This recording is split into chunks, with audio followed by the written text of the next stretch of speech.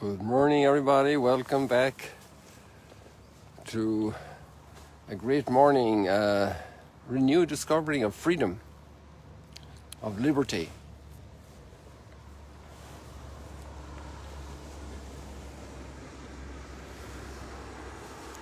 The greatest blessing, the greatest challenge for the human being.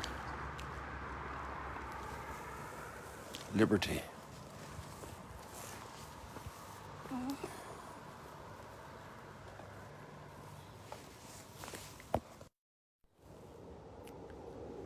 I forgot to do the Wi-Fi part, so I'm going to... There we are.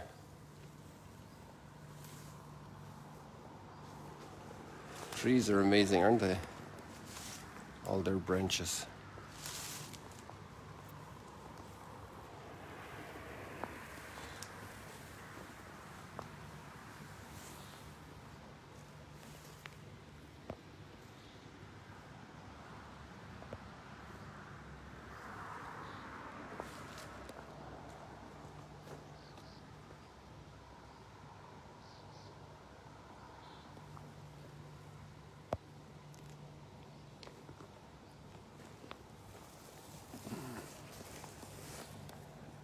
It's good to be alive and to be free. And you can say there are a lot of people that aren't free.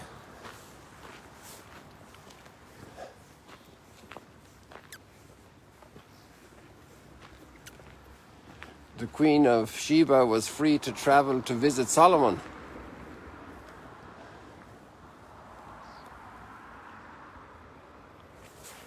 She was free to give him an enormous amount of gold and spices and other gifts from her country.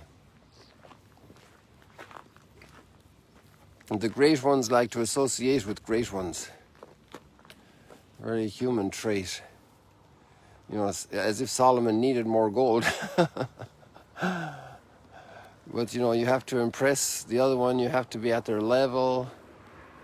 You have to strive to match, to reach a stable public opinion. You have to perform, do stuff, wear stuff.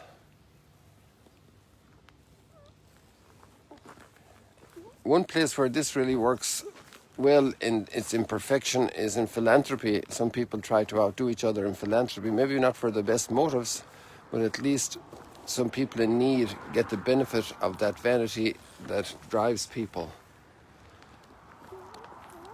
Where the philanthropy is at its purest is when it's done for true love, for true response to need.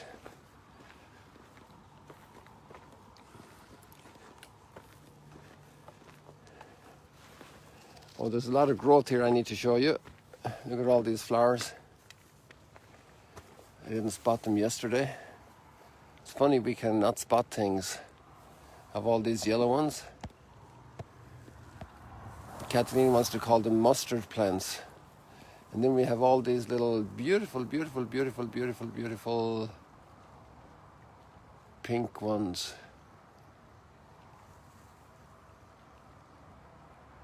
I didn't go up on Mount Arbel because the ground is still not dry. So there are sticky spots.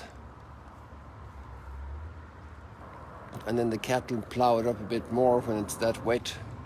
These are all beautiful flowers, millions of them, thousands of, tens of thousands of them.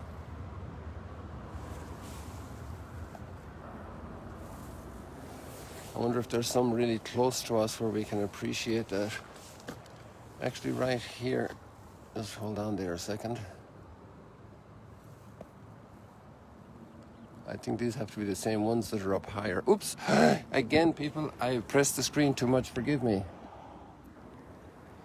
It's very sensitive today.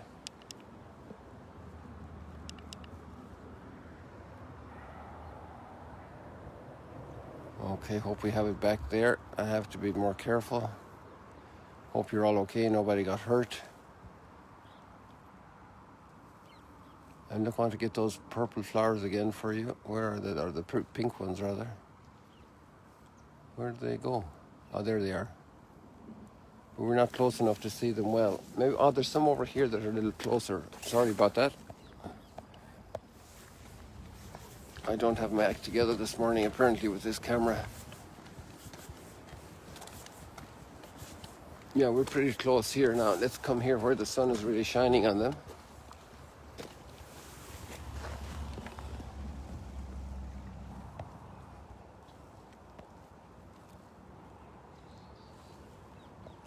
That's probably as good as I can get for you today.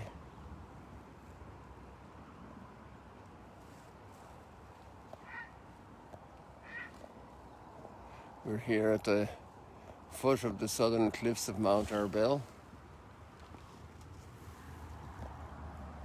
The cars are passing above us.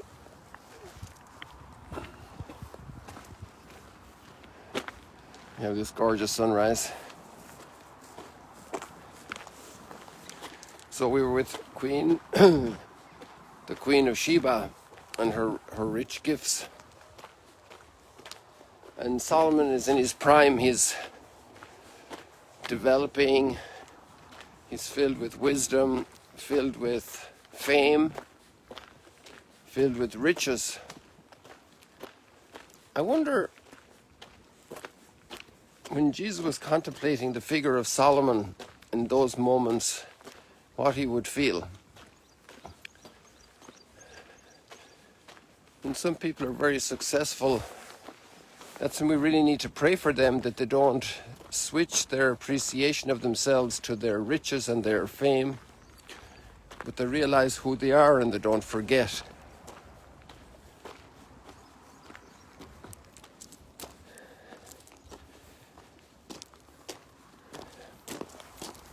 It's good to be rich, right?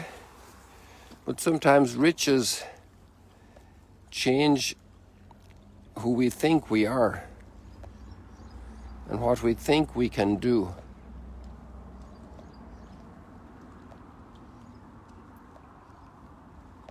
And fame also.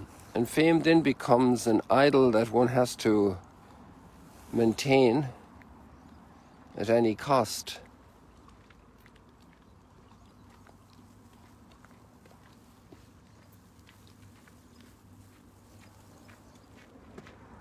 I hear somebody coming here. Oh, there's somebody. There's a well-known hiker in the morning. So there he's going in his meditation, praying, walking, Father Juan. I have my ears muffled a bit here, so I didn't catch him early enough.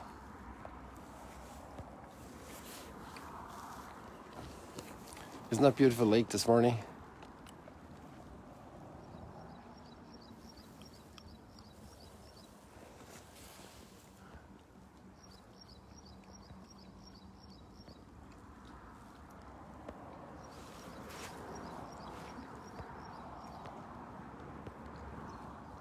All the gold of Sheba, the gold of Solomon. 14,000 kilograms.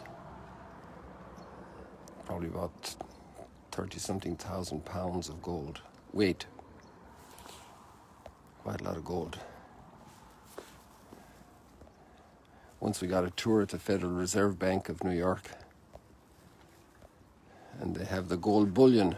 We were allowed to take a gold bullion bar in our hands. It was incredibly heavy, but you could only do it if you had metal shoes covering your own shoes, because in case it slipped from your hand, it would smash your toe. It was so heavy.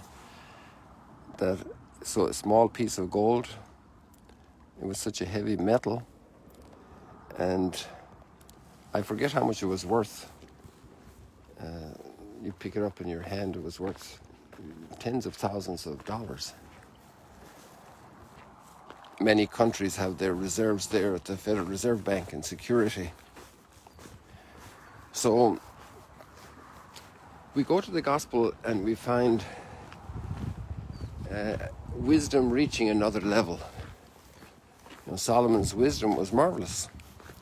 And Solomon's wisdom was based on his understanding of providence, that God has blessed his father David, that God is the source of blessing. And he turns in prayer. Yesterday we saw him with great humility. This is all wisdom.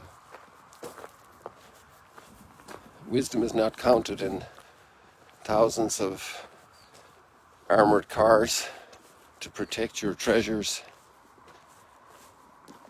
and the most modern technical equipment, if it's used for service of the poor, for uplifting, that's wonderful. And the more technology in that sense, the better. The more we can help to allow people to have what they need in life. And despite all the technology we have today, we still have lots of human trafficking, lots of misery.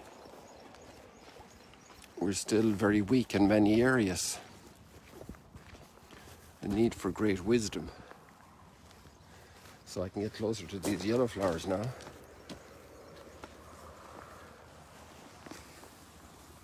Your new crop of flowers here at Mount Arbel.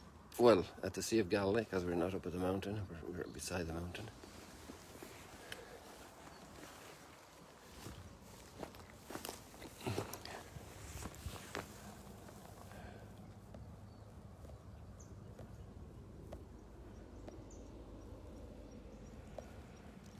More and more flowers. The next month we'll have lots of flowers. We have a couple more days rain coming starting this afternoon, then it looks like a long spell of dry weather. So we'll be able to go up there and check out all those flowers. But the best flowers are in the human heart.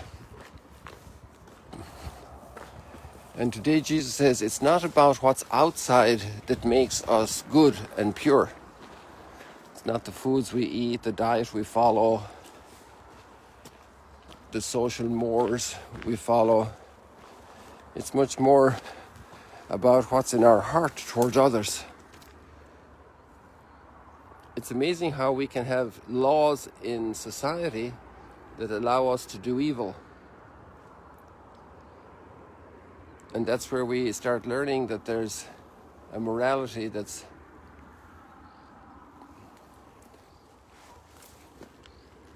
not just social convention. And that's the meaning of the word mos moris, the Latin word for customs. And customs are the normal things you do. And you want to conform to social mores and understandings. So the word morality comes from there. But actually morality is much deeper than adhering to social customs. Social customs can express very wonderful morality, but also they can be a deep corruption of morality, also in the religious scene. So the inside of the person, the conscience, that's where the purity and the impurity reside. And we're gifted in a very special way with conscience to know right from wrong.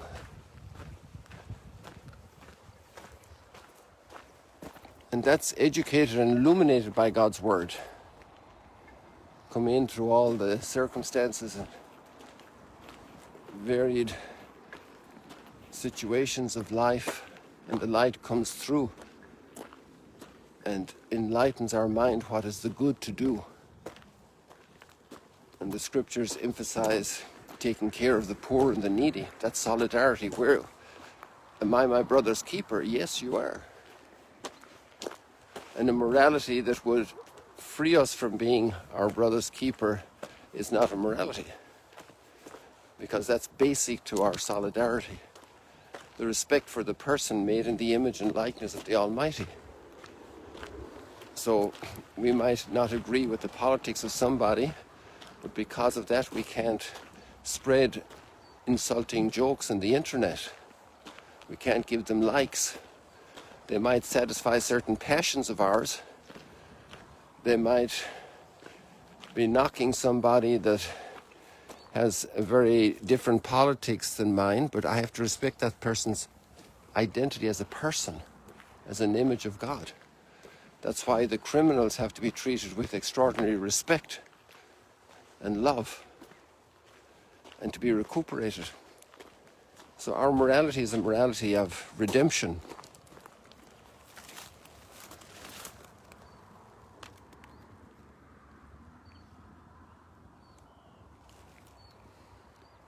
because of that underlying value of the incredible dignity, the indestructible dignity of the human being, no matter what their problems are.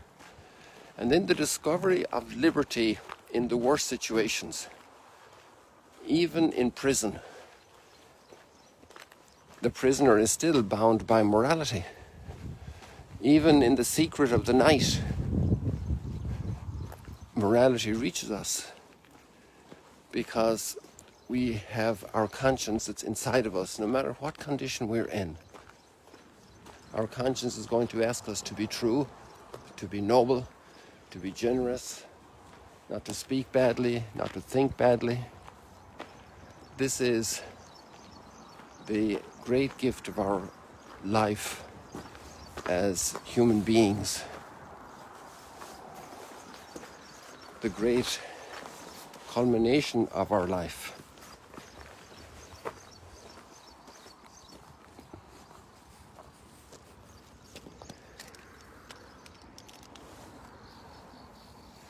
People, there's a lot to chew on here. See you later, alligators. I'm pretty protected out this morning. It felt a little chilly, so I decided I'll go careful. Oops, sorry. Oh gosh. I'm going to have to recharge this gadget. I think that's also part of the problem today. There we are. Nope, there we're not. If I catch it around, I'll just probably turn it off for you guys so you don't get dancing around like this again. Here's Father Juan, but we won't have him this morning. I'm going to turn this off now.